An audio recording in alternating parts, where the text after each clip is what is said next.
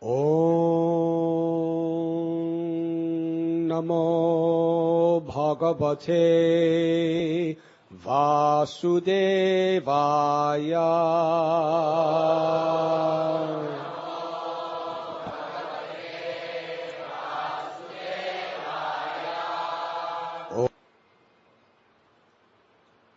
Yasmin Mahad Guna Rajan Griyante Kavibhir Muhu Nate Duna Pradiyante Yatha Bhagavadishvare Yasmin Mahad Guna Rajan Griyante Kavibhir Muhu Nate Duna Padiyante Yatha Bhagavadishvare. O King, Prahlad Maharaj's good qualities are still glorified by learned saints and Vaishnavas. As all good qualities are always found existing in the Supreme Personality of Godhead, they also exist forever in his devotee Prahlad Maharaj. Purport by His Divine Grace, A.C. Bhaktivedanta Swami Prabhupada. From authoritative scripture, it is learned that Prahlad Maharaj still lives in Vaikuntha Loka, as well as within this material world on the planet Sutala.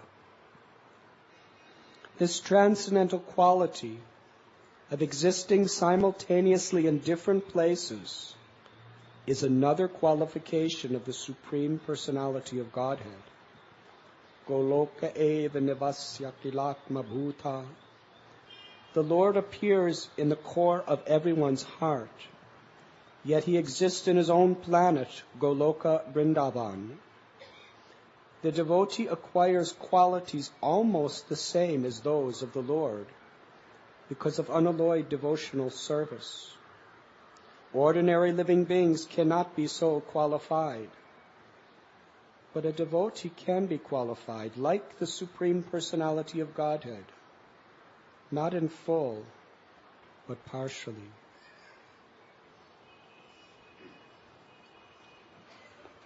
We are reading today from Srimad Bhagavatam, Canto 7, Chapter 4, entitled Hiranyakashipu Terrorizes the Universe.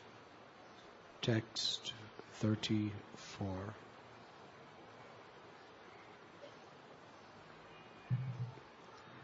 Narada Muni is taking immense pleasure in glorifying the qualities of Prahlad Maharaj.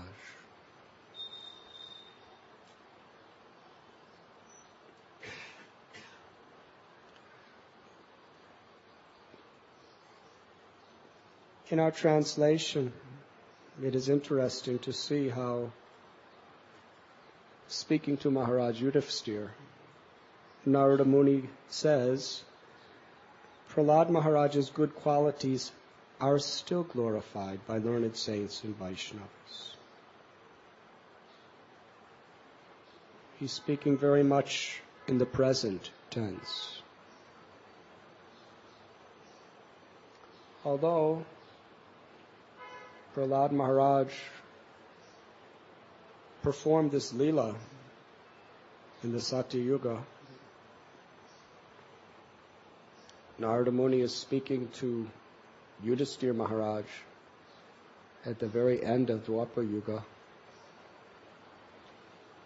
That means this pastime, historically within this particular planet,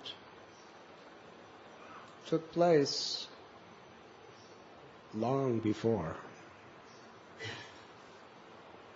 What does our modern history calculate by?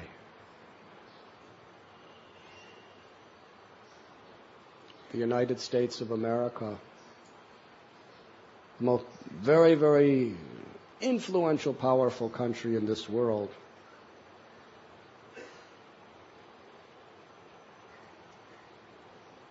but the European people who actually made it such a world power, they didn't even arrive there until about 500 years ago. It wasn't even a country until a little over 200 years ago.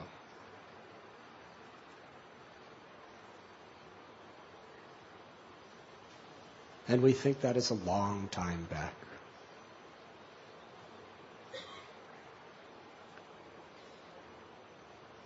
Jesus Christ, 2,000 years ago. Buddha, 2,500 years ago. Krishna appeared about 5,000 years ago. And yet historians find it very hard to believe that something could have been recorded so long ago, 5,000 years ago. Narada Muni, he's speaking of Prahlad, who appeared almost millions of years before, as if it's happening today. Because on the transcendental platform, time is very relative. If you're trying to see things in terms of reality, or if you see things in terms of reality, then you see the eternal existence underlying everything. The soul is eternal. The Supreme Soul, Krishna, is eternal. The spiritual world is eternal.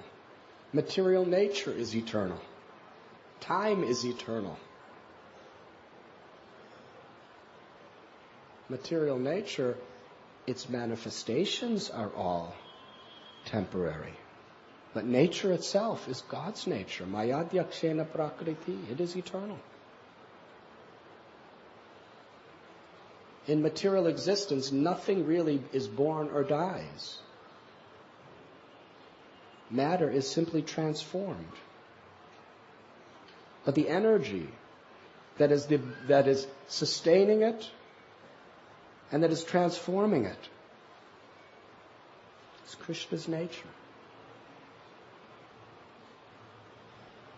Srila Prabhupada, when he would talk about Lord Chaitanya, he would say, sometimes just recently, when Lord Chaitanya appeared. Now, for most of us, 500 years is a long time. But for Prabhupada, just recently. He doesn't talk about Lord Chaitanya or Krishna simply as a historical figure. He's talking about these great personalities in the present moment. Krishna is ever existing. And Krishnadas Kaviraj Goswami discusses the nature of Krishna's Nitya Leela.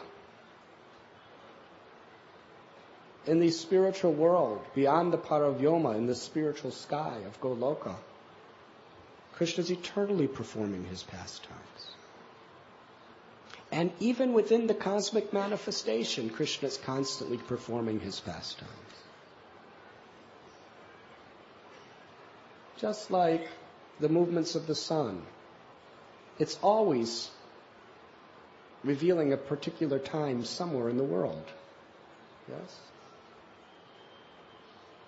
Just like it is somewhere in the world, it's midnight. As soon as it's not midnight somewhere else, it becomes midnight somewhere else.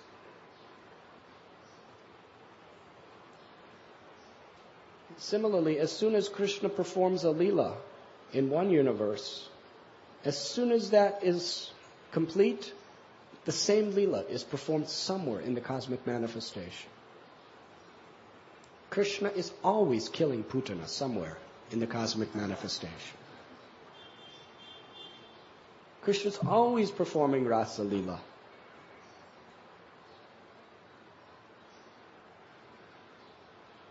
And in Vrindavan, because it is the spiritual world, one who has a pure heart and Premanjana Churita Bhakti Vilochanena is given divine vision by Krishna,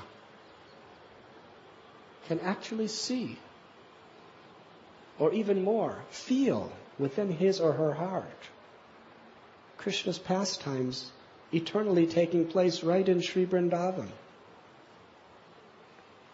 which is just southeast of New Delhi. When most of us go to Vrindavan, we see congestion these days. Just 30 years ago, it was very peaceful. Just very simple ashrams. Now there's, in the Mathura Vrindavan area, there are refineries. There are hotels and restaurants and shops and bazaars, and not only are there bazaars, but sometimes it all looks very bizarre. This is Vrindavan? The first time I walked down that road from Mathura to Vrindavan, it was just cows grazing in fields and kadamba trees, tamal trees, banyan trees, peepal trees. So quiet, peaceful. Some bullocks sometimes on the road. Now trucks and buses and big hoardings or billboards advertising Vrindavan.com. And different 5-star hotels, and I don't know how many stars actually. But very different. Well, that is just a layer, a thin veneer. But the aprakata, the true essence of what Vrindavan is, can only be felt by the mercy of Krishna.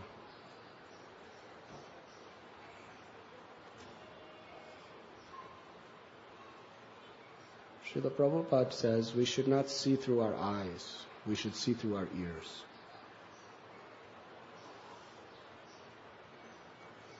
When we have faith in the words of Guru, Sadhu, and Shastra, through that faith we attract Krishna to reveal the truth, the essence. Otherwise, we only see what's temporarily appearing on the surface.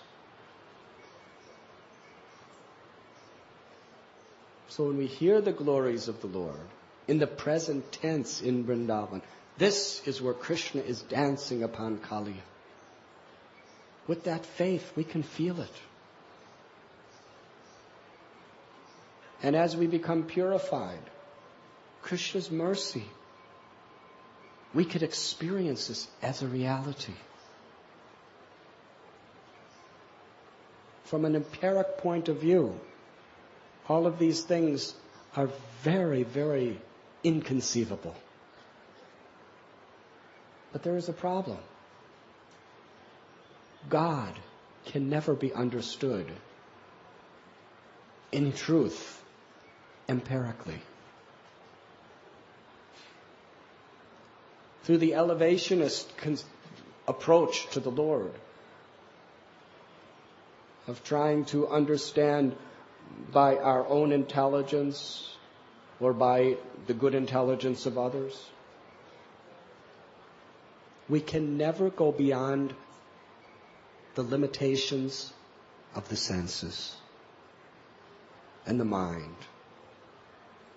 Never. Because that's the farthest reach that our intelligence can attain, is what is within the boundaries of our mind and senses. But Krishna is transcendental. The soul is transcendental because it's part of Krishna. The truth underlying this entire material existence is transcendental. So how does a conditioned soul limited by the boundaries of the mind and senses, see beyond that to the transcendent. It's not possible simply by our own efforts, because we're conditioned.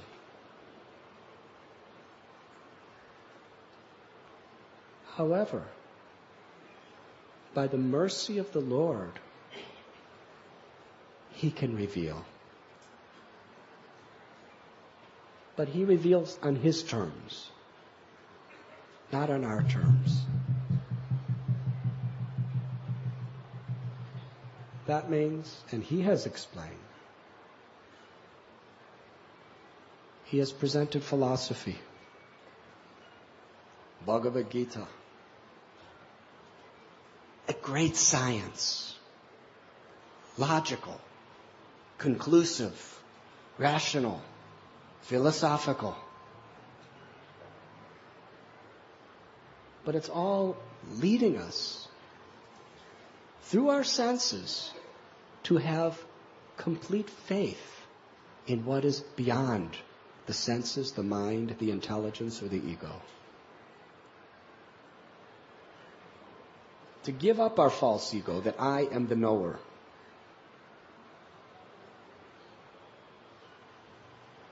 Sarva dharman parityajya mamekam sharanam vraja. Krishna tells, give up all varieties of religion and just surrender to me. It is that sharanagati, it is that surrender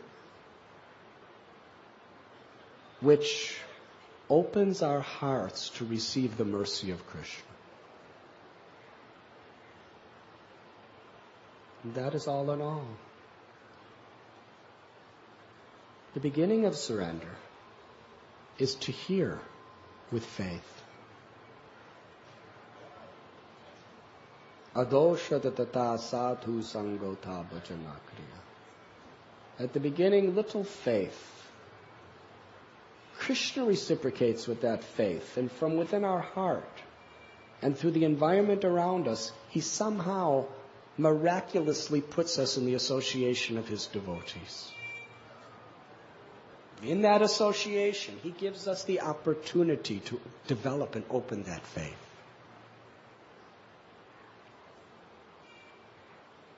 Blind faith is to have faith in a person who is giving knowledge based on his or her own limited sense perception or mental conception. That is blind faith. The scientists accuse those who follow religion to have blind faith. Yanisha sarvabhutanam tasyam jagrati samyam. Very interested. What is darkness for the materialist is light for the devotee. And what is light for a materialist is very much darkness for a devotee. Wants to sleep.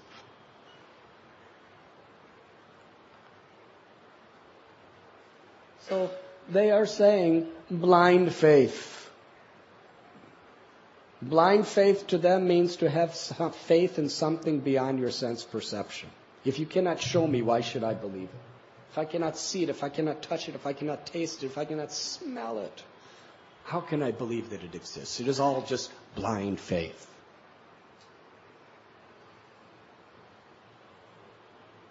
But for one who has a little bit of awakened consciousness, all of their theories, all of their books is based on blind faith.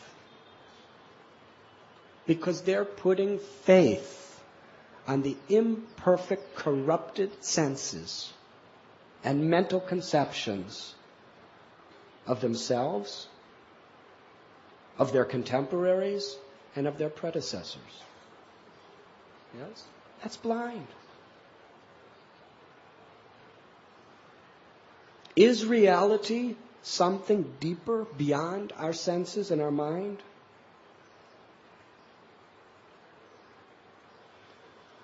How the electrons and the neutrons are moving around. It's just theory, is it not, Rishabhanu Prabhu? Can they actually really, really pinpoint, see it as it is?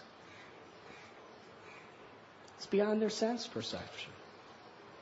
Some symptoms and apparently they can see things. A thought. Can you see a thought? Can you taste a thought? No, there are those meters where it can show brain waves of, a certain way you may be thinking, but it can't tell you what you're thinking. Can any of those machines point out that this patient is thinking about the doctor's wife?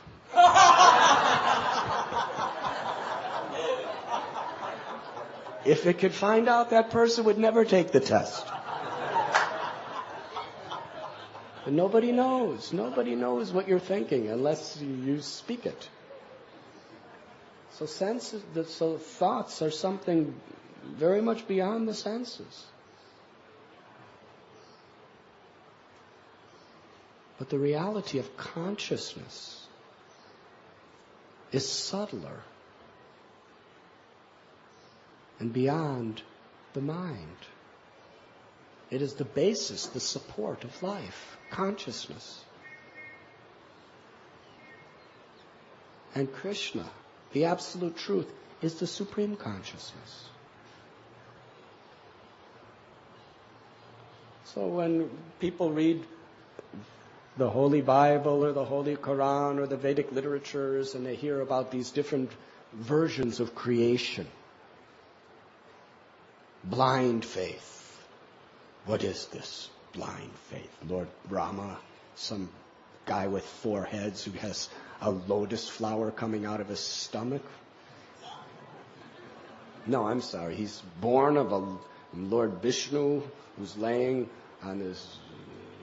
down, and a lotus flower is coming out of his stomach, and then this 4-headed guy comes out. And then he's the one who's created us all? Well, if he's my father, why I don't have 4 heads? According to DNA and genealogy and all this stuff, if he has 4 heads, I should also have 4 heads.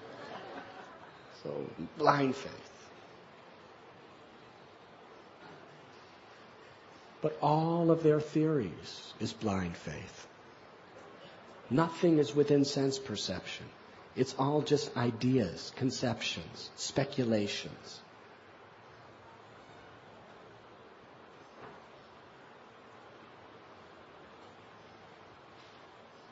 Real faith is faith in truth that is descending. Evam parampara praptam idam rajarshayavit. Krishna explains this is how we understand what is reality. Krishna, who is the absolute truth, speaks truth. And it descends through disciplic succession. It is spoken within the holy books, like Srimad Bhagavatam.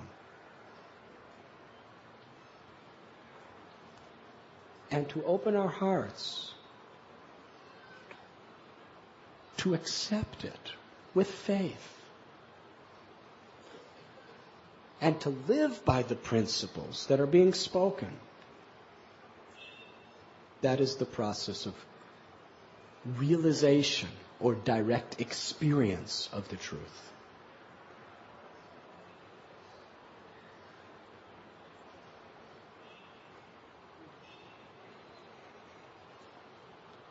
And that truth is beyond time, beyond space.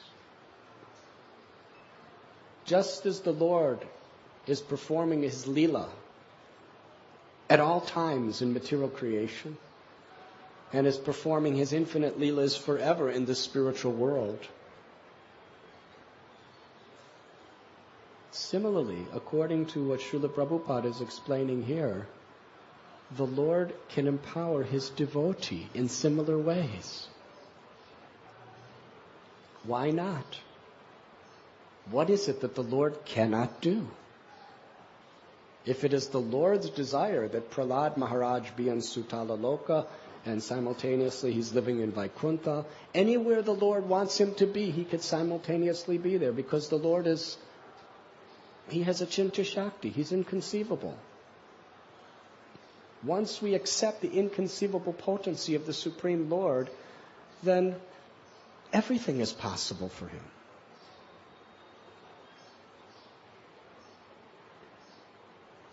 People think about the incredible things that God does.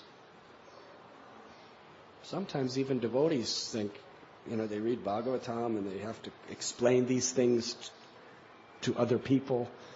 Think, why doesn't Krishna just do things more normally so it's not so difficult to understand?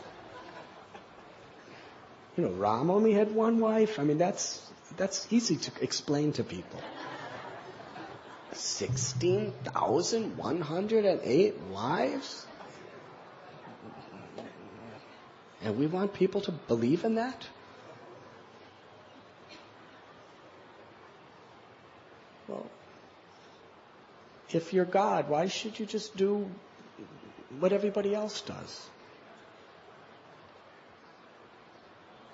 If we understand how Krishna is the creator of all existence, if we understand Krishna beyond the material existence in the spiritual sky, who has inconceivable potencies, he can have 16,108 wives. And it would not in any way be more difficult to believe. And if he wanted, they could all be living comfortably without any traffic jams in Chopati, Bombay. Krishna could do anything. That's why he's God. So a person who has blind faith in his own senses and the material conceptions of others, that person is thinking, 16,108 wives? And when he was only 7 years old, he lifted that huge mountain. Takes practically a whole day to walk around it, and he held it up with the little finger for 7 days. These are nice stories, and they have very, very good moral meanings, perhaps, but historical? How is this possible? But for devotees, anything Krishna does, any way he does it, if it is descending through the proper channels of Guru, Sadhu, and Shastra, it simply makes devotees happy. They want to hear more and more and more and more.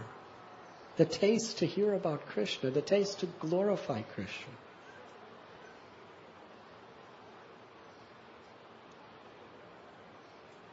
Now the quality that is revealed here, that is so essential to understand Krishna, is to please Krishna. Bhakti in essence is very simple. Samsadir haritoshanam. If Krishna is pleased with us, not only can he reveal the innermost secrets of the soul, but he can also empower his devotee to do amazing things. When Srila Prabhupada was on Jaladuta, he wasn't just making material plans. Well, Prabhupada made a lot of plans. But the basic foundation of his whole mission was revealed in that prayer, wherein Srila Prabhupada is praying to Krishna. I have no qualifications. I do not have the power to speak, to reach these people's hearts. If you give my words your power, then only will they understand it. Just make me your puppet and let me dance as you want me to dance. And he signs, your insignificant beggar, A.C. Bhaktivedanta Swami. Prabhupada is giving his heart to Krishna's inconceivable potency. To be a puppet. That is the eternal truth. Krishna can empower us if we simply have faith in His power and live in such a way that Krishna is pleased by our sincerity.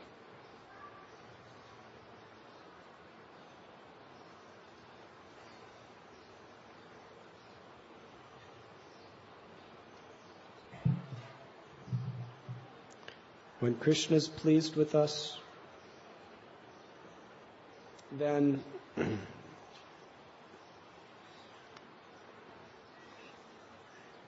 only is our life successful. And how do we please Krishna? Mahajano yena katasa panta. By following in the footsteps of great souls. In this verse today, we are finding one of the great Mahajans, Narada Muni. What is his quality? His quality is how he takes such great pleasure in glorifying the devotees. Narada Muni is speaking so wonderfully about Prahlad. Prahlad happens to be his disciple too, from long, long, long ago. But at the present moment as well. Narada Muni is not praising Prahlad just as a guru is praising his disciple. Narada Muni is praising Prahlad as a superior in his own heart. Yes? In Brihad Bhagavatamrita, Narada Muni was going from place to place trying to understand who was the greatest devotee. And he went to Prahlad. Went to Prahlad. Glorified Prahlad. You are the greatest of all the devotees.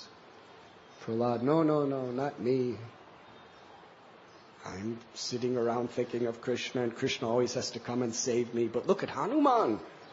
Hanuman's out doing service, carrying out the order of the Lord. He is great. He is the best.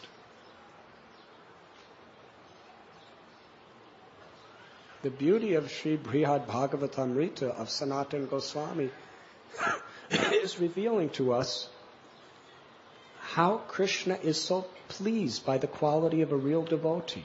And that quality is, a devotee is so eager to see the glories of other devotees, to appreciate, to love, and to glorify.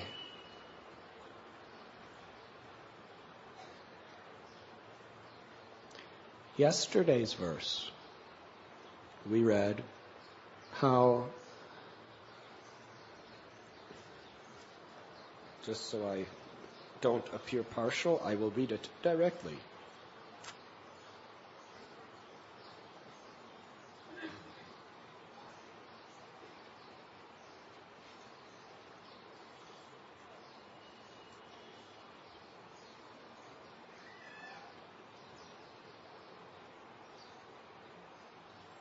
Unlike the other asuras, Prahlad was never envious of Vaishnavas. Hare Krishna. You remember that? It's very clear. According to this verse of Srimad Bhagavatam, if you are envious of a Vaishnava, then what are you? Did I hear Sura? Say it loud. Asura. Envy of a Vaishnava is a demoniac quality. We have so many demons in our hearts. If we succumb to the dictations of these demons, then we become more and more demoniac. Srila Prabhupada, in the story of Maharaj Prataparudra, and in many other places, he strongly propounds this essential principle that Vaishnav means not to be envious. And envy means avaishnava, not Vaishnav. When King Prataparudra received Lord Chaitanya's very, very special mercy, the devotees were in ecstasy. None of them were thinking, why the Lord's not embracing me? Why the Lord's not crying all over me? Why this king, this materialistic king? There were swamis there. Why the sannyasis were not thinking, wow, he's crying on this grihasta, why doesn't he cry on me? I renounced everything. He has a wife, he has a crown, he has a throne, he has a big house, all these materialistic things. I've given up everything. Sleeping on a mat, under a tree. Why? No. Everyone was happy, all the Vaishnavas, to see another person getting the Lord's mercy. If the Lord decides to show His favor to someone or empower someone, who are we? Who are we to challenge? Why are you empowering him? Why not me?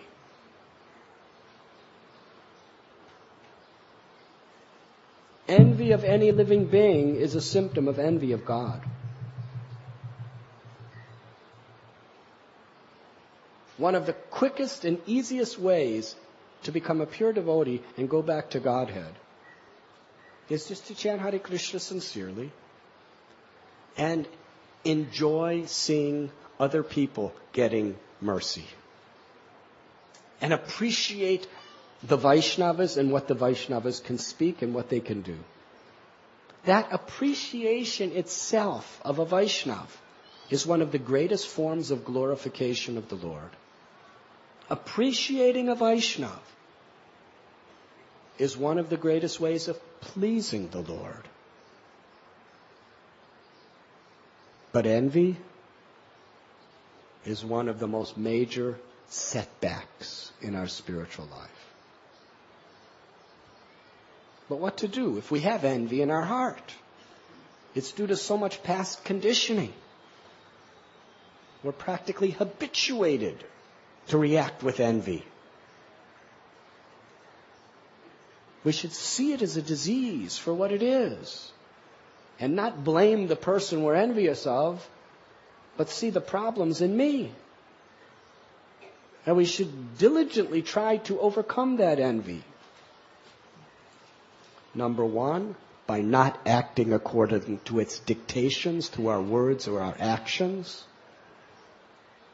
By not intentionally dwelling on that envy, but trying to overcome it.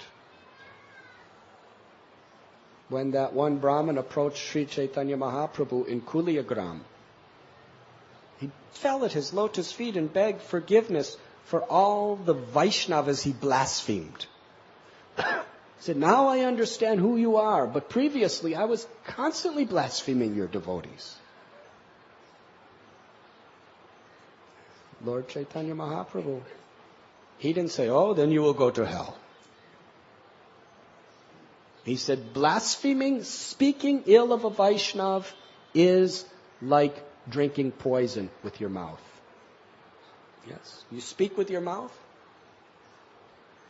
That criticism is poison that you're drinking that will kill your propensity to serve Krishna. It will kill your good qualities. But praising the Vaishnavas and chanting the holy names is like drinking nectar. And that nectar will counteract all the poison that you have drunk in the past. Tapodivyam putraka yena sattvam. Human life is meant for tapasya. This is tapasya. There may be envy in my heart. I may want to speak like this. But on the basis of the intelligence I have received from Guru, Sadhu, and Shastra, I understand how I must counteract this anartha. By speaking in a way of appreciation. By trying to uplift people's perception of another Vaishnava. This is what Vaishnava is. When Sri Chaitanya Mahaprabhu was glorifying Sanatana Goswami, all the devotees were happy. And again, Prabhupada says, same thing. Why were they happy? Because they were not envious. They loved to hear another devotee being empowered, and they loved to hear another devotee being glorified. And that is a test of our spiritual progress. When we see another devotee doing something wonderful, or hear another devotee's good qualities, if you feel happiness by hearing that, that means you're really making good advancement. But if you feel envy, that means there's something seriously wrong with you.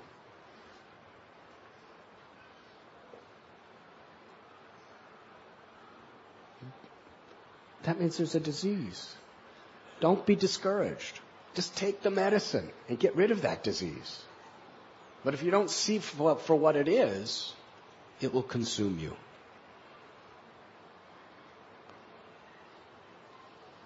Prajalpa. Gossip. Srila Prabhupada explains in one lecture that when you speak prajalpa, your good devotional qualities that you have cultivated and developed over years and years of devotional service, they all just, you lose them all through your mouth as you're speaking prajalpa. Now, Krishna tells in Gita, Neha bhakramanasosti pratyavayo nividyate, that any endeavor you make on the spiritual path can never be lost. So how, when we speak prajalpa, do we lose our spiritual credits? Do we lose our good devotional qualities? Or how is it when we blaspheme someone, we lose our Krishna consciousness? We lose it. Doesn't mean it's gone. It means we lose it.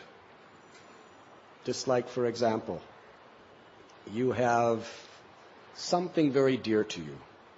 Let us say someone has given you Srila Prabhupada's kartals. Yes?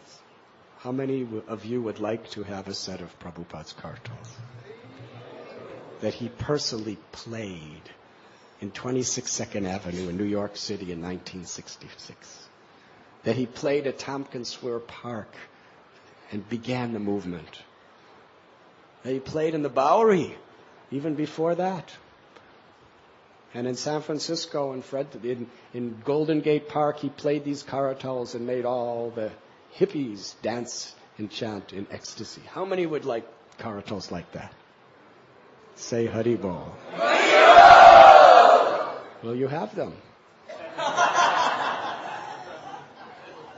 Her Grace Janaki Devi, she gave as a gift those very kartals. And they're, as soon as the floor is finished, they'll come back. But they will be sitting right on Srila Prabhupada's Vyasasana, on display. Now, this is Radha Gopinath's house. You are all Radha Gopinath's children. That means this is your house. This is more your house than your house. And if we see it that way, we'll make great spiritual progress.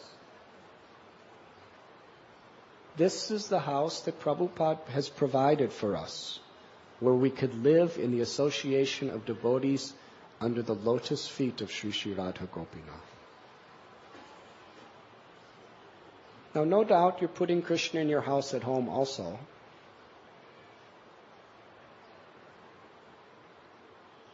But the temple is even more your home.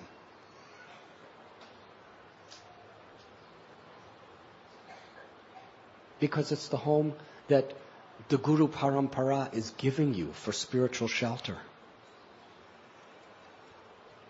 So yes, Prabhupada's kartals are there in your house. And Krishna's a person. Devotees should feel very personally that this temple is mine. It's yours, it's ours. Ours means very personally mine also. If you like the beauty of the temple, you should feel it's Krishna's temple, and being part of parcel of Krishna, it's my temple too. It's everyone's temple.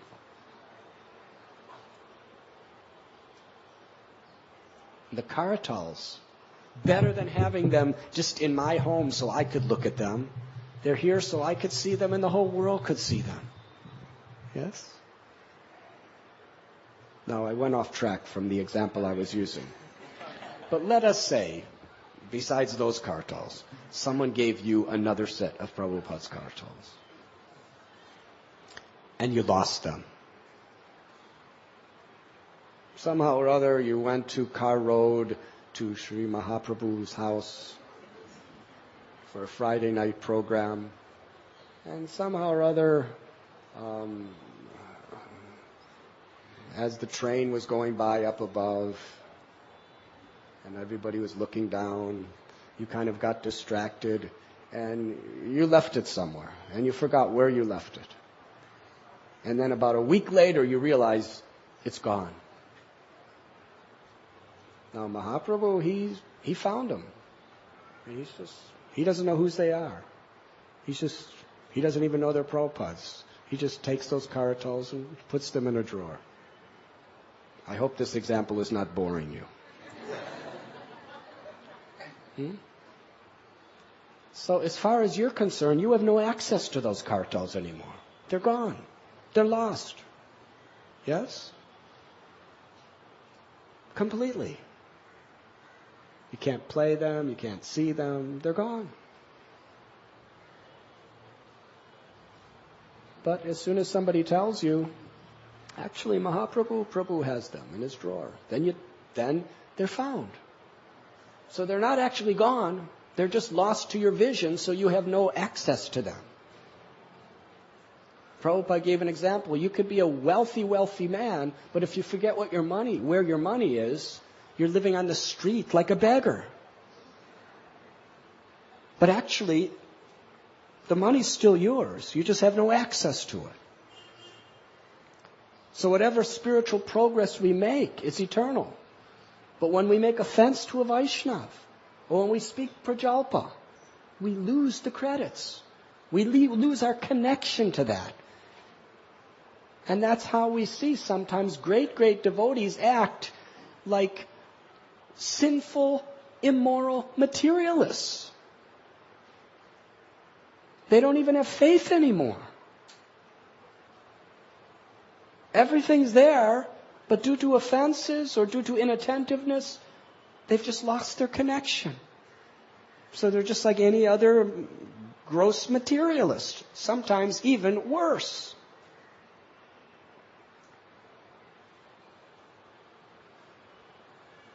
But whenever they reconnect sincerely and go through the repentance and go through the prayashchita of reconnecting with Krishna with a repentant heart, then all that great wealth of all of our devotional efforts for this life and past lives is all waiting for us.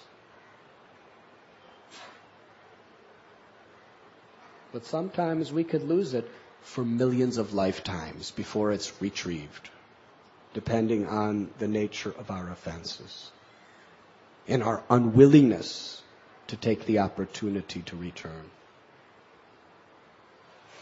So we must be very, very careful to monitor and suppress our envy. Tani saravani samyamya yukta asita matpara. We must restrain, and at the same time we must fix our consciousness on Krishna. Not only suppression. We must actively choose the positive alternative. Therefore, Sri Chaitanya Mahaprabhu, he didn't tell that person who was blaspheming the Lord and the devotees, he didn't say, just keep your mouth shut, you rascal. Mayavadi philosophy, sometimes they speak like that. Oh, you are doing materialistic words? Just be a Moni Baba. Say nothing ever again. It's very difficult. We have seen Moni Babas. Sometimes they won't say a word. But with their little piece of chalk, they'll start writing blasphemy in Prajalpa. Somehow it has to come out. So Chaitanya Mahaprabhu said, with that same mouth that drank poison, take nectar, the ultimate antidote. Glorify the Vaishnavas and chant the holy name.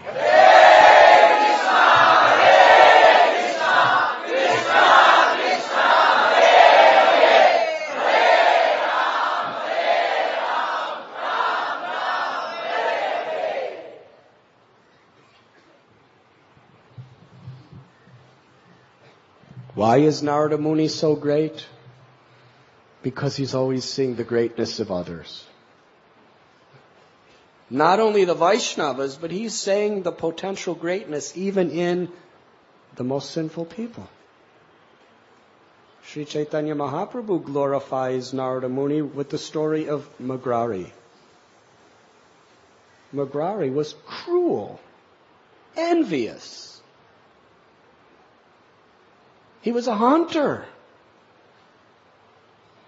He wasn't only killing, he was half killing. He wanted them to die, but he wanted to torture them and make them suffer for several days before they would actually die.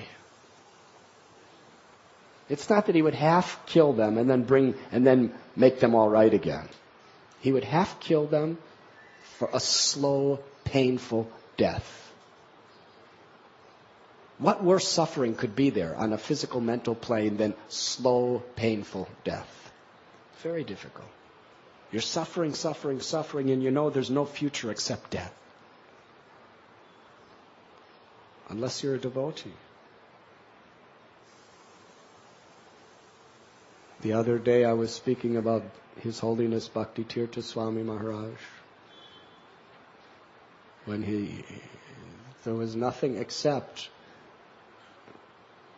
the departure of his soul from his body. There was no other future physically for him. He knew it would come very soon. But even when he was trembling, every cell of his body was just racked with pain. Didn't cry. Just bore it.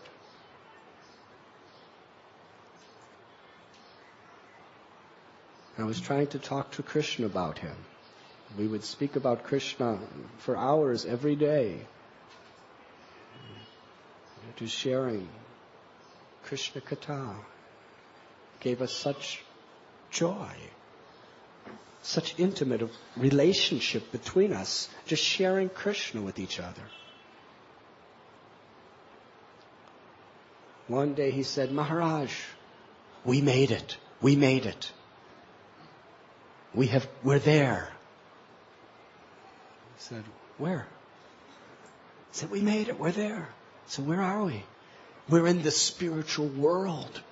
We're in Goloka Vrindavan. Can't you feel it? I said, no. Explain. He said, what is the spiritual world? It's where devotees have intimate relationships just sharing Krishna with each other. That's the spiritual world. By Srila Prabhupada's mercy, we've made it. What is our relationship? Just sharing Krishna together. We're there.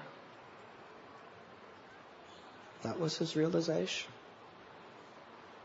And that day when he was really, really suffering and physically, just so much pain,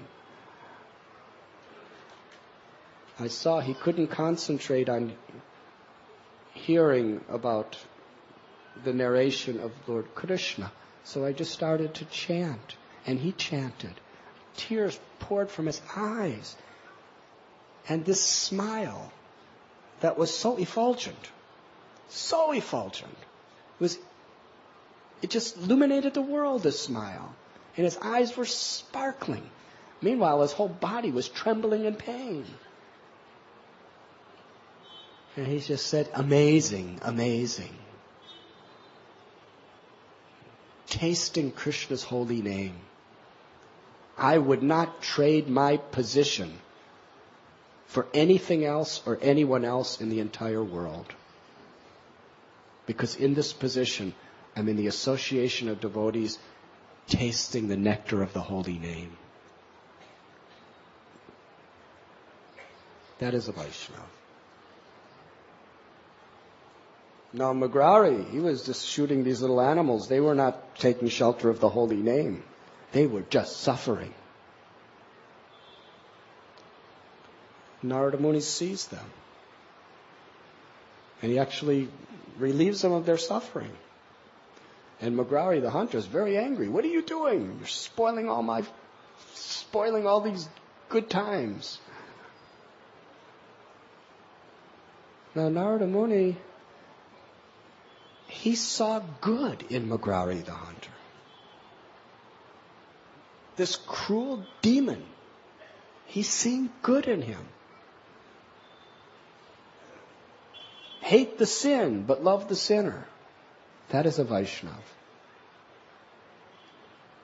And because he saw the good in him, that little spark buried behind just volumes and volumes of smoke and debris and dirt and everything else, he saw it there.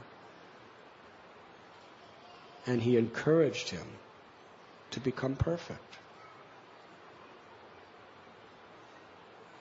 Srila Prabhupada, he saw the good where there was no good practically. Nobody else, no other Vaishnava hardly could see that good. That was his unique position.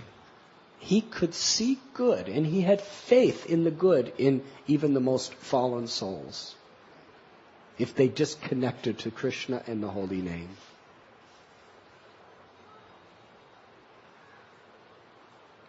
That is the mood of Nityananda Prabhu. Let me go and find the most sinful people. Yes, we'll give Harinam Sankirtan to the pious people, of course.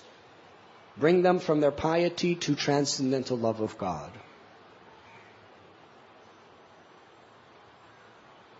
But his greatest focus was finding the most degraded, the most sinful. And when he came across Jagai and Madhai for Lord Nityananda Prabhu, that was a feast. Really a feast. If I'm going to glorify Sri Chaitanya Mahaprabhu, what greater glorification than making these two sinful people pure, humble devotees? Then my Lord's name will be in everyone's heart as Patita Pavana. And he was willing to risk his life. He was willing to endure being blasphemed by them, chased by them, beaten by them, blood covering his body due to the injury. But he saw good in them. He saw that inherently everyone is Krishna's loving devotee.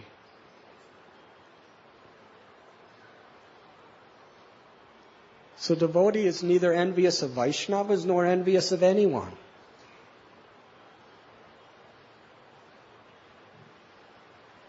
A devotee wants to appreciate the glories of the Vaishnavas, and a devotee even wants to appreciate. A devotee must point out the disease in someone. If you're sick and a doctor says, well, I don't want to find fault in you because I'm a Vaishnav. Bhaktivedanta Hospital, they're Vaishnavas. Madhavananda Prabhu is here, I see. Now if some patient comes in, Giriraj Prabhu I see, Dwarkadish Prabhu may be here also, Vaishnav Seva, Krishna Prema, so many doctors. Patient comes in, really suffering. Says, actually, you're very nice. Yes.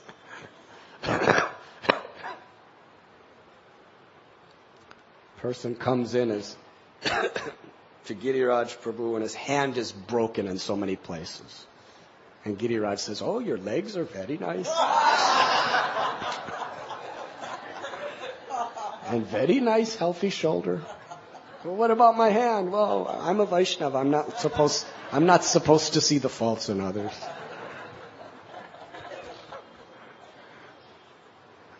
Prabhupada pointed out the faults in others in the compassionate spirit of serving them, of helping them, not for the purpose of degrading them.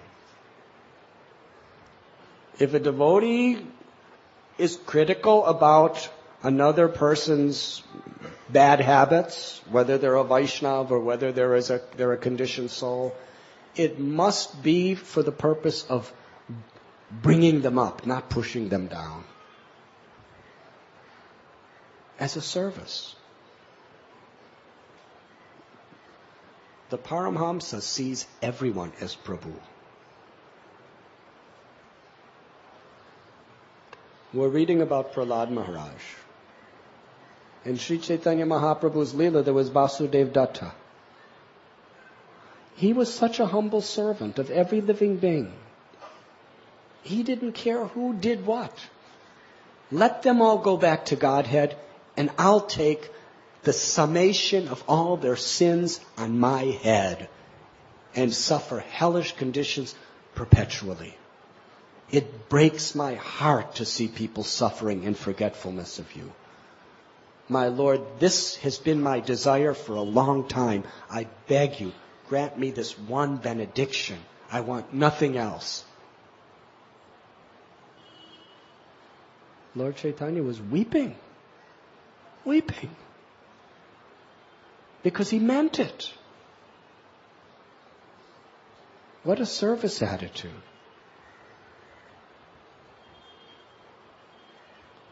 Sri Chaitanya Mahaprabhu said, it is not a surprise that you are speaking like this, because you are Prahlad Maharaj. That was the mood of Prahlad. To his father, he said, my dear father, O best of the demons, you're in a deep, dark well. You're suffering. You're in ignorance. You're in illusion. You should go to Vrindavan and surrender to Krishna. My father, due to your uncontrolled senses and your uncontrolled mind, you'll never understand Krishna unless you take the dust of the lotus feet of the Vaishnavas and bathe your entire body with it in a mood of servitude. So Prahlad was not sentimental with his father. He was telling it as it is. But due to love. He didn't want his father's position. He wanted his father to go back to Krishna. That's real love. That is Prahlad. And when asked for any benediction, Prahlad asked for basically two things. One is, let me never forget you. Two is, give my father liberation. And he also asked, as long as there's one conditioned soul who's forgetful of you, let me remain in this material world to help them to remember you. Lord Chaitanya Mahaprabhu, when he heard Vasudev Datta's prayer, his limbs were trembling. He couldn't even speak. That was his love. his love for the quality of this Vaishnava. No envy. A devotee is praying and longing to be well-wisher. Now, obviously, we are very, very far from this state of consciousness. We cannot imitate. And sometimes we're so far from that state of consciousness, every time we look inside our hearts, we become discouraged. But we should be encouraged. If we simply understand what the standard is, and we pray to develop these qualities. We pray to be sincere, to serve those who have these qualities. We pray for the strength to follow in the footsteps of those who have these qualities. And we really sincerely, understanding our diseased condition, we dive deeply into hearing Srimad Bhagavatam. We dive deeply into associating devotees and trying to serve the devotees and appreciate devotees. And we dive very, very deeply into the process by which, if done with a proper, sincere attitude, can awaken that divine love in all of the qualities of a pure Vaishnava.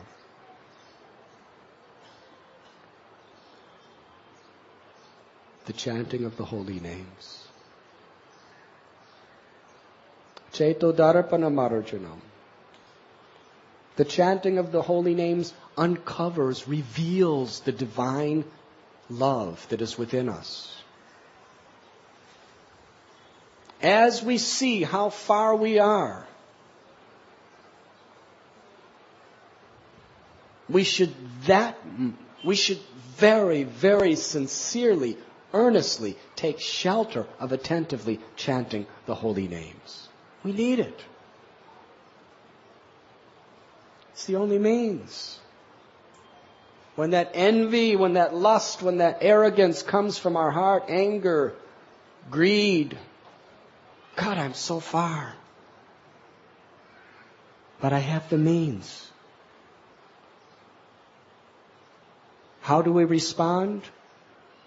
By checking those propensities, by living with a proper service attitude, but most of all, by curing the disease at its very root, by taking shelter of the chanting of the holy name.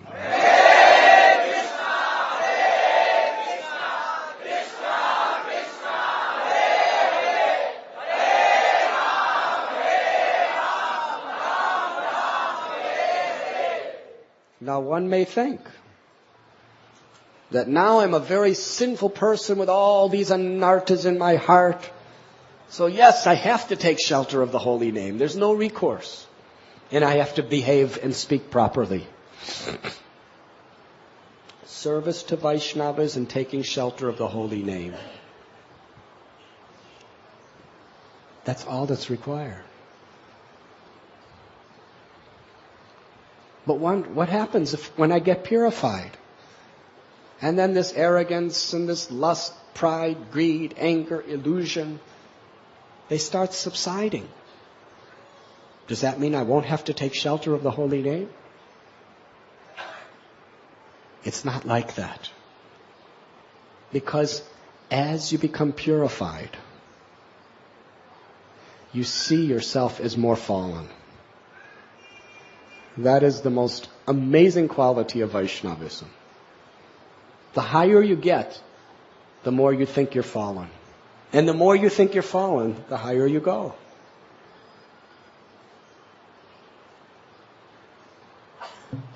Prahlad Maharaj, in this narration of Srimad Bhagavatam, he's not talking about how he's a great pure devotee.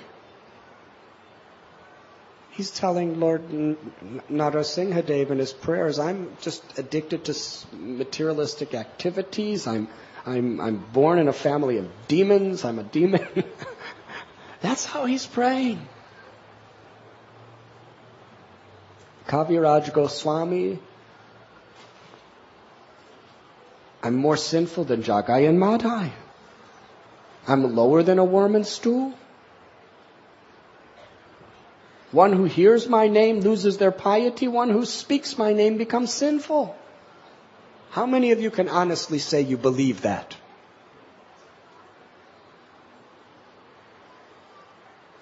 Very difficult. It's Jagannath Priya Prabhu. Does he think that anyone who says my name, Jagannath Priya, becomes sinful?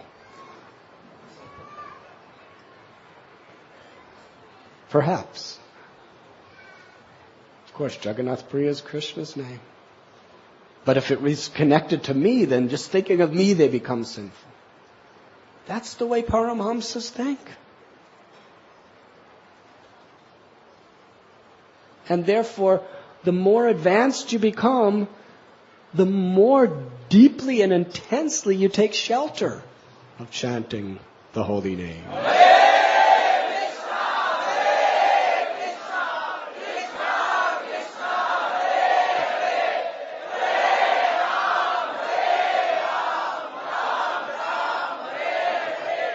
Now, from an empiric perspective, if you think yourself fallen,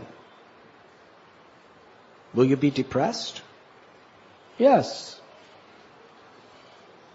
So why these greatest personalities who think themselves the most fallen are the most in ecstasy?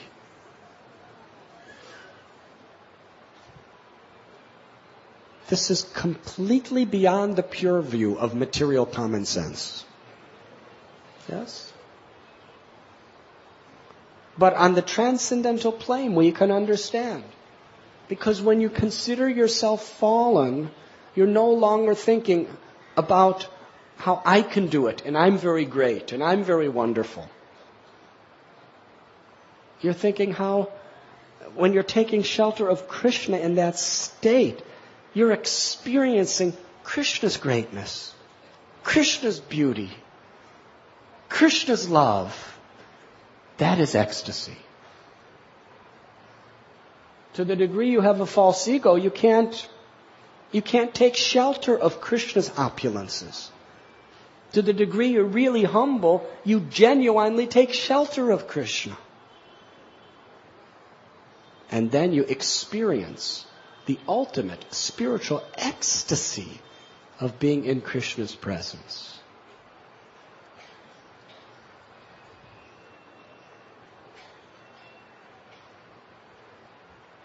And that is how we cultivate the chanting of the holy names. Trinadapi sunichena taror ibasihishnana.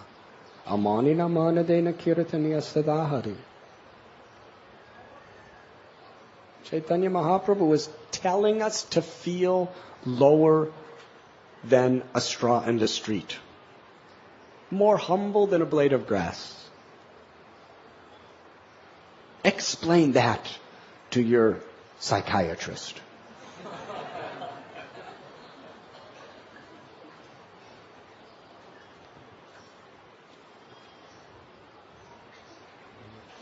Please tell me, son,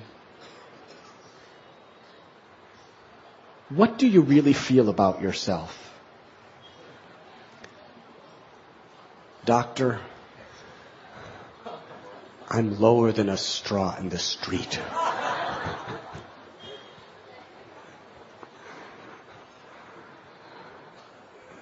Son, please lay down. I want to give you this injection. He cannot understand. Chaitanya Mahaprabhu is explaining, when we have this humility, this tolerance, when we're eager to offer all respect to others and we lose the taste, we lose the yearning to be honored ourselves,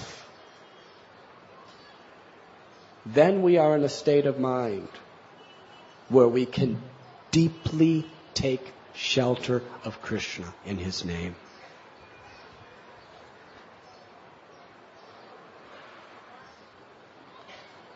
We may be very far from this state of consciousness. But we should orchestrate our life in such a way that that is our goal.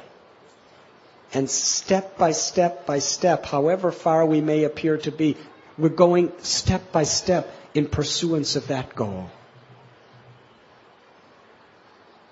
And actually that goal is so close. Because it's the natural quality of our own soul. These qualities we're talking about are not something very far away. It's who we are. It's what we are. It's where we are. It's the closest thing because it's me. It's you. It's the soul. Just happens to be covered. And for Krishna to remove that covering is no problem at all. A plenary portion of Krishna, Mahavishnu, he can destroy the entire cosmic manifestation just by one inhalation. That's all. What can you do with one inhalation? You think you're God. You think you're great. Go ahead, inhale, see what happens.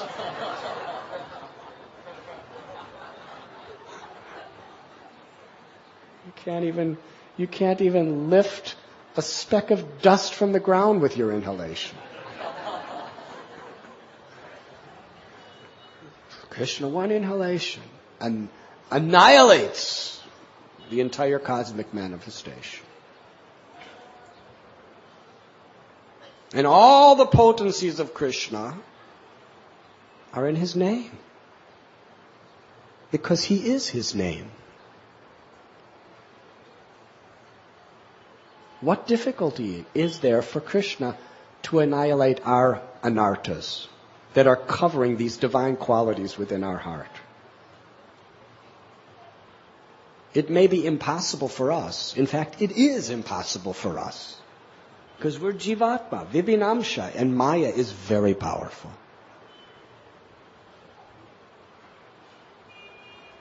And Krishna will. Manmana bhavamad bhakto madhyajim nam namaskuru mamai evaishashi satyam te pratijani priyoshina. Krishna promises He will. He will purify our heart. If we just really if we're sincere and honest to always remember Him, to become His devotee.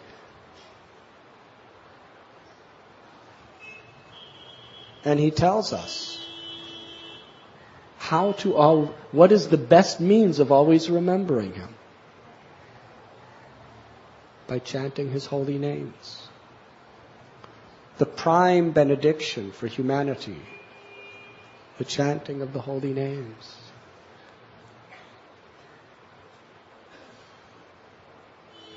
So in this spirit, let us focus our life in such a way that we can always be making progress. And like Narada Muni, appreciate the glories of others. Serve with sincere attention. Servant of the servant of the servant. Strive for this consciousness always. And chanting Krishna's name should not just be done in a ritualistic way. It should be the prime priority of our life.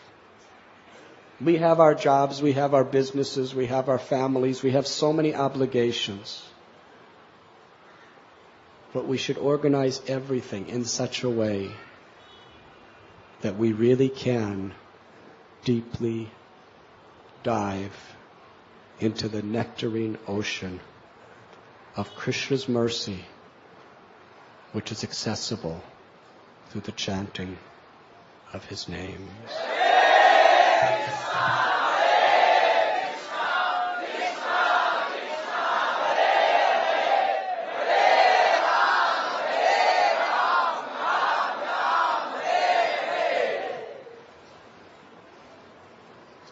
I'm sorry I spoke so long. Sometimes I do that. Please forgive me. Should we end here or should we have a few questions? Govinda Prabhu is giving the order. Is there any questions?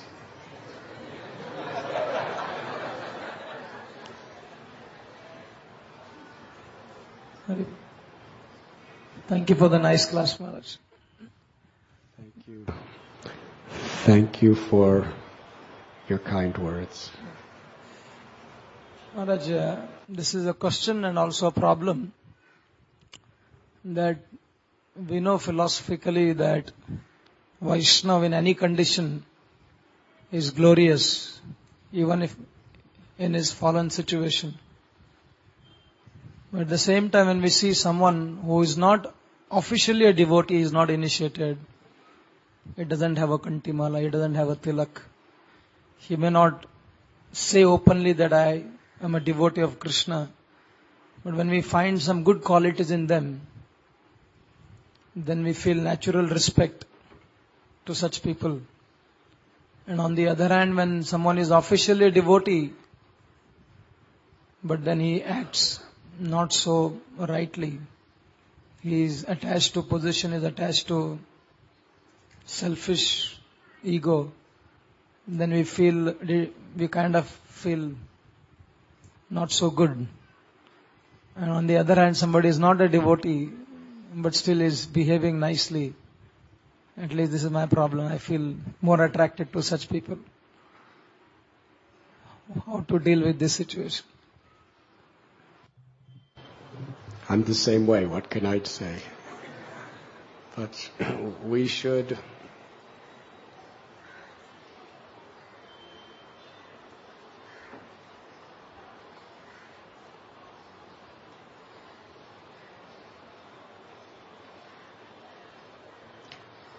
see beneath the surface. We may have to deal with the surface, but we should try to see beneath it. A devotee may have done wonderful services, but if for whatever reason, due to their past conditionings, they are acting in an abominable way, api chet sudaracharo, Krishna sees that beyond the surface they're saintly people. And a person who is willing to recognize that, Krishna sees that person as a saintly person. Yes? We may have to protect ourselves or others from the contaminating influence of what's on the surface of that devotee's character at the present. Yes? If a person's criticizing others, or speaking some strange things, or drinking alcohol, or doing all kinds of unbecoming activities, obviously we should not be contaminated by that energy, and we should discourage other people from also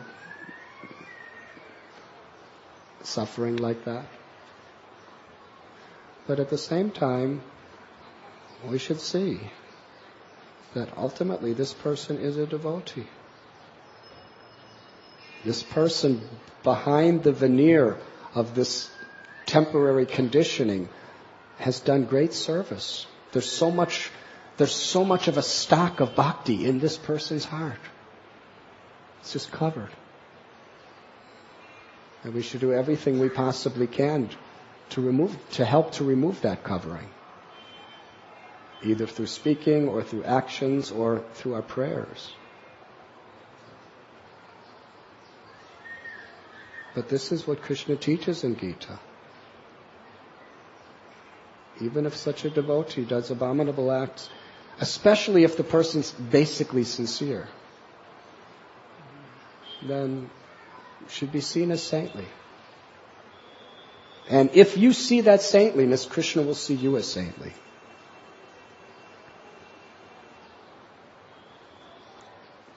Now, for a person who is not necessarily a devotee, but who has good qualities, we should also understand that whatever good qualities anybody has, it's by the grace of Krishna. Yes? They may not understand it, they may not recognize it, but we can recognize it's actually by the grace of Krishna that they have these good qualities. And if we can somehow or other just connect those good qualities to Krishna, they become transcendental. Somehow or other.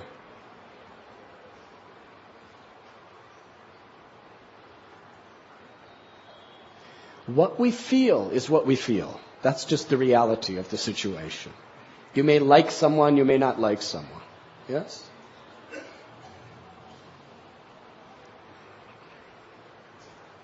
But beyond just our feelings,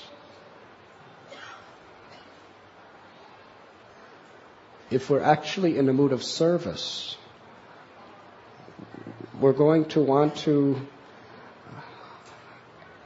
elevate ourselves in that situation and help elevate the persons concerned.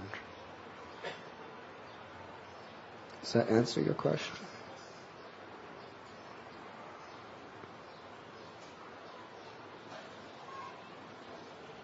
Yes.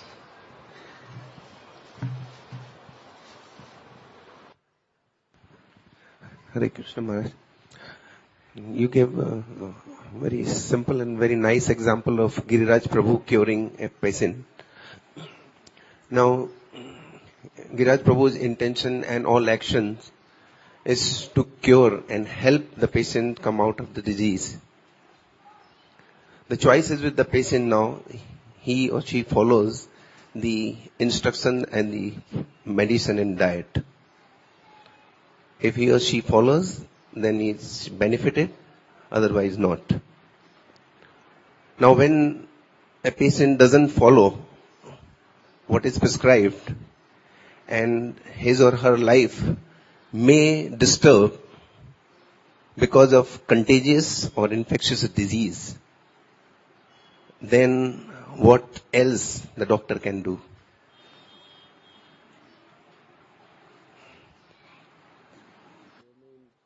Affecting others or only... Yes. Now, in case of devotee, if someone is trying to help with all sincerity, and the person has a choice to follow what has been suggested, and the person doesn't follow, may not be benefited by that, but if he doesn't follow, then it may disturb the lives of others. Then what the choice left with the person, with the doctor?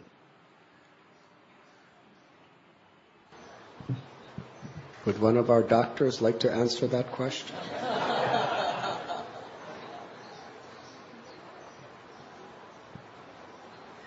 Madhvacharya Prabhu, he's...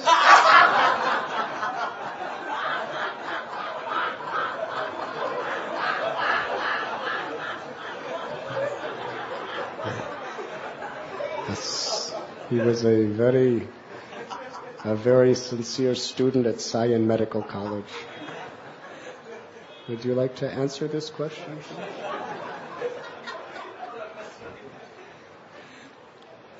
He refuses to answer the question.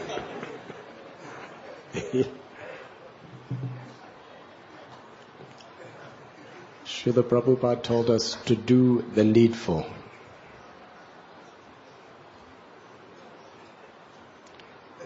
As it is said, you can bring a horse to water, but you can't force the horse to drink.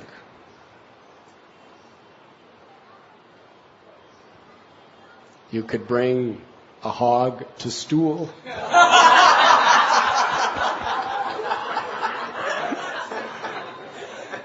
But you cannot force the hog to eat it. But he probably will anyway. That is from a material conception. But Prabhupada saw that in a newspaper, one little cartoon where the lady, it's usually the lady, is speaking to her husband. Chant, chant, chant. And the husband is saying, can't, can't, can't. I do not have time.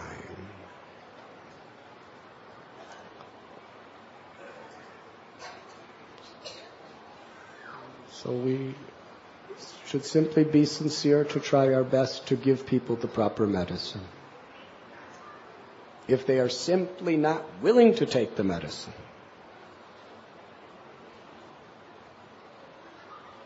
then what else can we do? We can keep trying and we can pray for them. But at the same time, if they're spreading their disease to others, then certainly we should warn others. Because we're not only trying to save that person, we're trying to save other people. What is it said? An ounce of prevention is worth a pound of cure.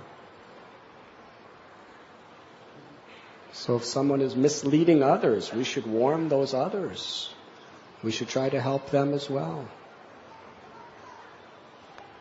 But we shouldn't teach them to be vengeful toward that diseased person. We should teach them to respectfully keep their distance and remain healthy themselves. Does that answer your question? No? Yes? Maybe. Thank you.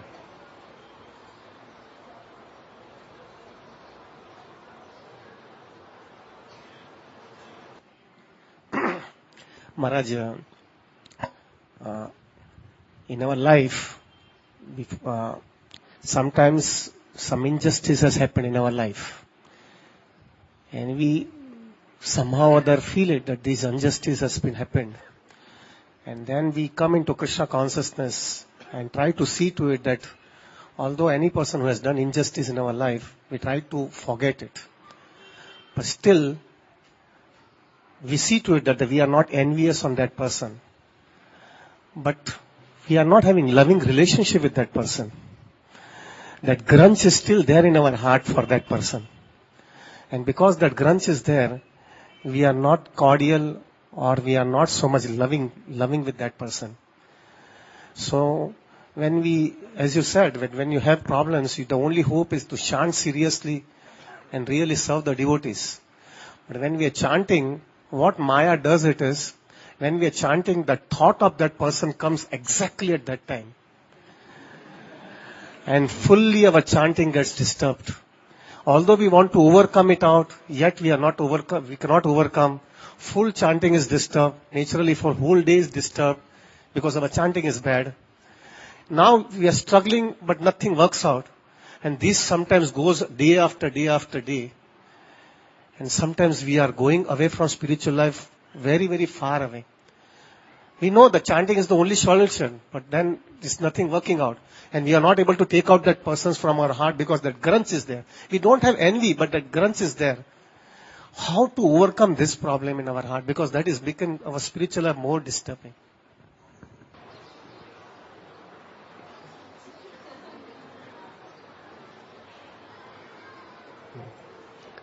Srila Prabhupada once said,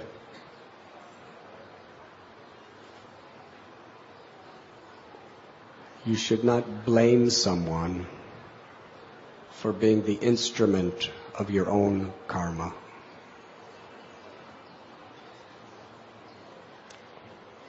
Tatenu kampam susamikshamano bunjana evatmikritam vipakam.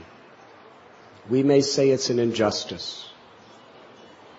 And on this plane of relativity, as far as we can perceive, yes, it is an injustice. But from a karmic perspective, perhaps it is justice.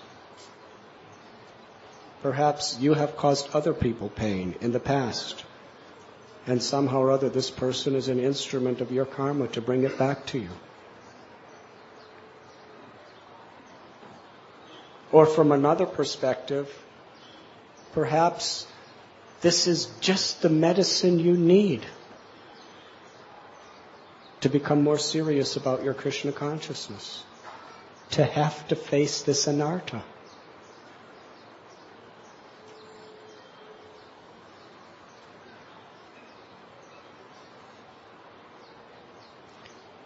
Krishna forgives us when we can forgive others. Let me ask you this. Haridas Thakur was beaten in 22 marketplaces with the intent to kill him. And he was begging and praying to Krishna, forgive them. Has anyone ever dealt with you like that? Prahlad, his father Hiranyakashipu. How many ways Hiranyakashipu tried to murder Prahlad? And every failed attempt, he was more determined to kill his son. Has anyone ever thrown you in fire? Fed you poison? Put you under the ocean and then place a mountain over on top of you? Thrown you on a pit of snakes? Have they done that to you? But Prahlad is begging the Lord to be merciful to Hiranyakashipu. This is the great souls.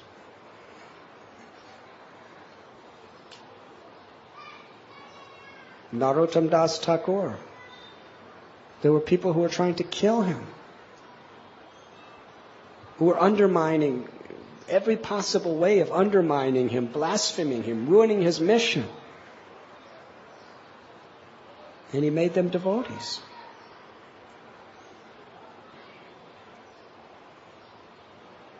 He didn't try to kill them. He tried to kill their demoniac mentality and make them into pure Vaishnavas. Ambarish Maharaj, Durvas Muni, from a hair on his head, created a fiery demon to kill him.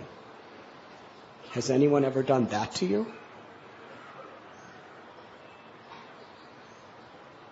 But Ambarish Maharaj stood there with folded palms for practically a year, praying for the welfare of the person who tried to kill him.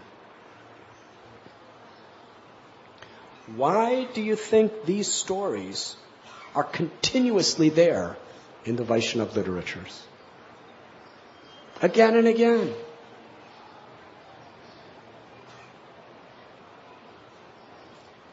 Practically every story is like that. Dhruva Maharaj, after he met Narada Muni, he was a great well-wisher of his stepmother, his father, his brother.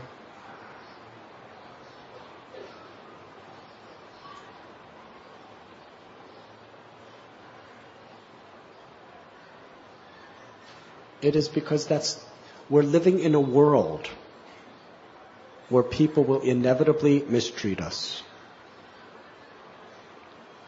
We're living in a world where the more we try to do good, the more people will condemn us. Will try to cheat us. Will try to destroy us. Whoever we are. They did it to Bhakti Vinod Thakur, to Bhakti Siddhanta Saraswati Thakur, to Srila Prabhupada, to Prahlad Maharaj, to Ambarish Maharaj, to the Pandavas, to Lord Jesus. It's a worldwide universal principle.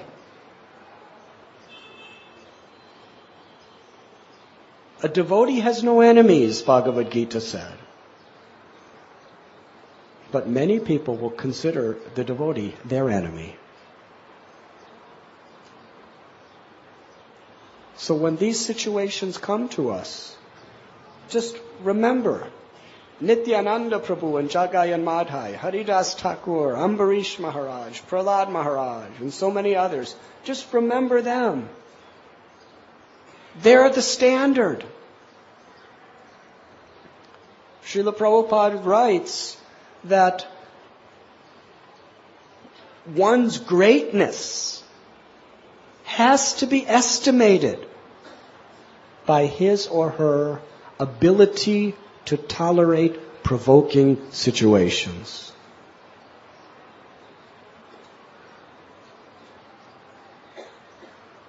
These are provoking situations that actually are facilitating me becoming great. If we just follow in the footsteps of the great souls. Mahajan, the great souls.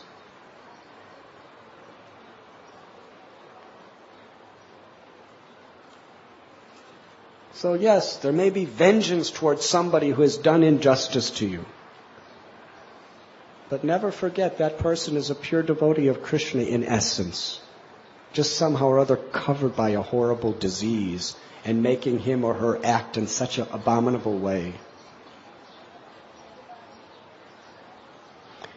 You could make the greatest spiritual progress if you just pray for Krishna to bless that person.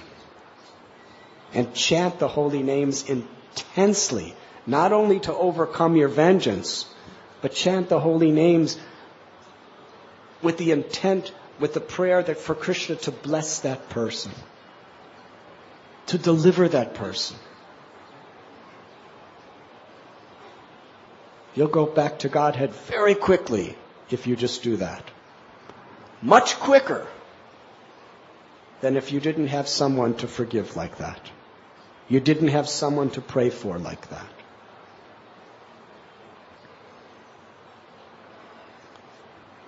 So see it as a necessary opportunity that has come by the grace of God to deepen your own spiritual life. And if you see it that way, and pray to respond in that way, then Krishna will shower His mercy upon you.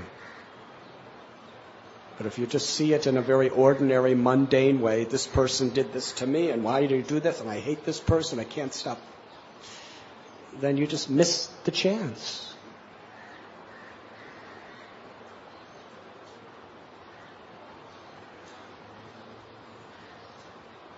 It's happened to every great soul. Why? To teach us how we should respond. It is a blessing.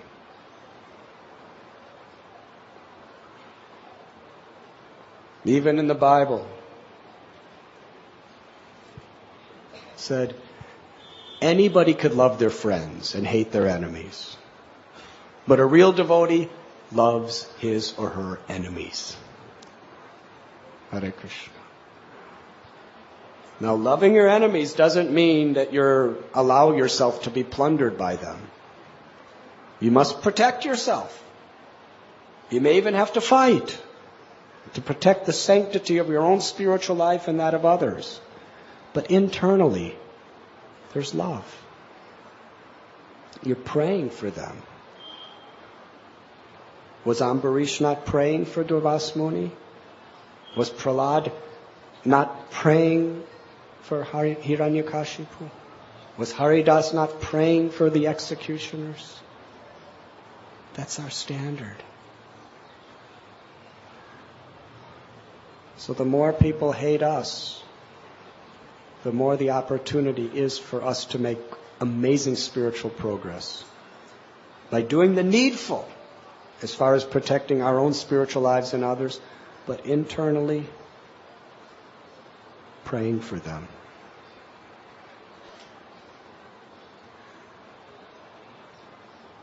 And loving the essence within them.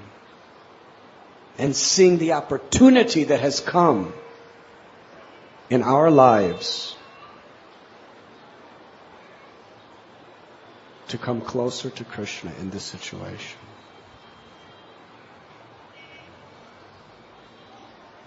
So if the scenario you're talking about is for real, you are very blessed.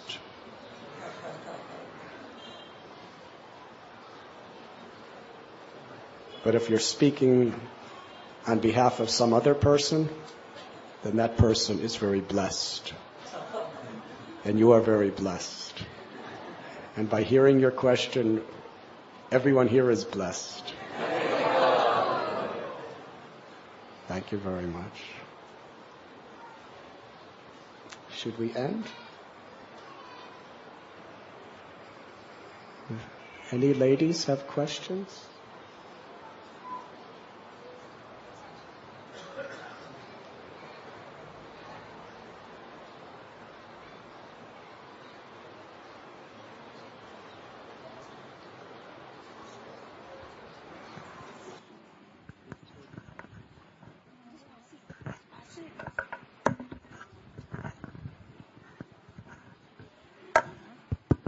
Hare Krishna Maharaji.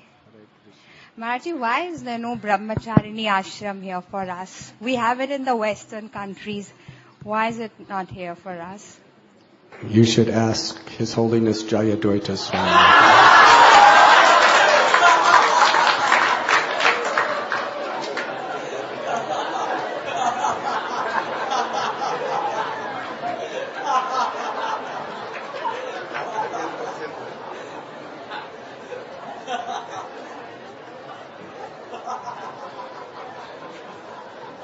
For those who were not here last Sunday, she asked the same question to my senior godbrother. So his answer, huh? Answers. That's why I'm asking you, Maharaji. You got the answer. He is my senior godbrother.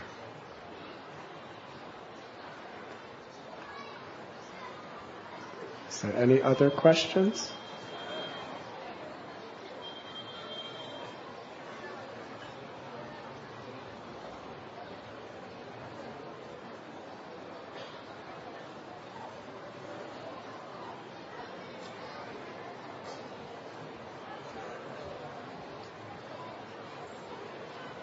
This will be last question.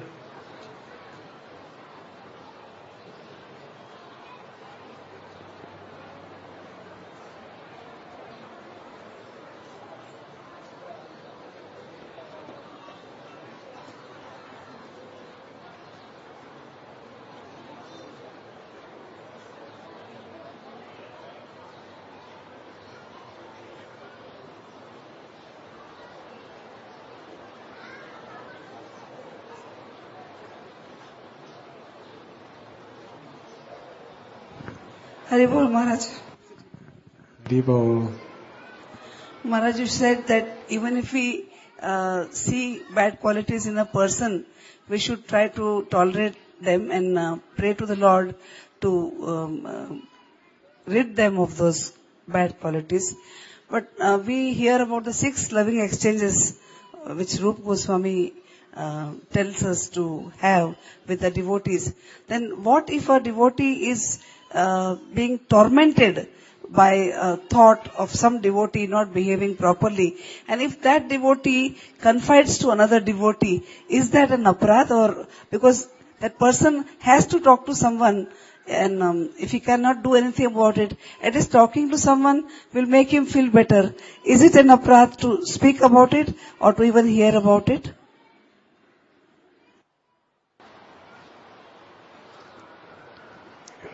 If you're speaking to reveal your mind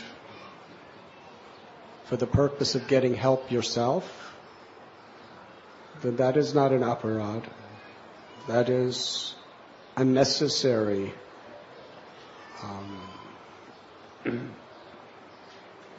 aspect of associating with Vaishnavas, to seek help. However, if you're speaking to criticize the person, to get somebody to lose their respect for the person, then that could be Vaishnava aparadh. But if you're speaking from your perspective,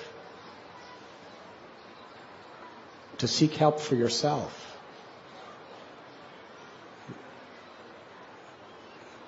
That is within the category of revealing your mind. Aparad is really based on our motivation. When we're motivated by vengeance, by envy, and we're really trying to push someone else down, that is serious aparad.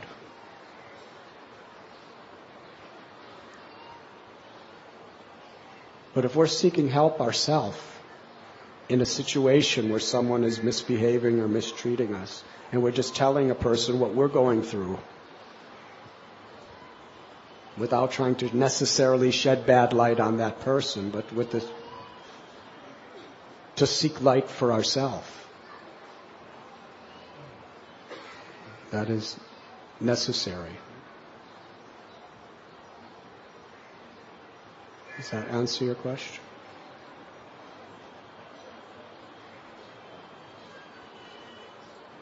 Thank you very much. Srila Prabhupada ki jai. Go Premanandi.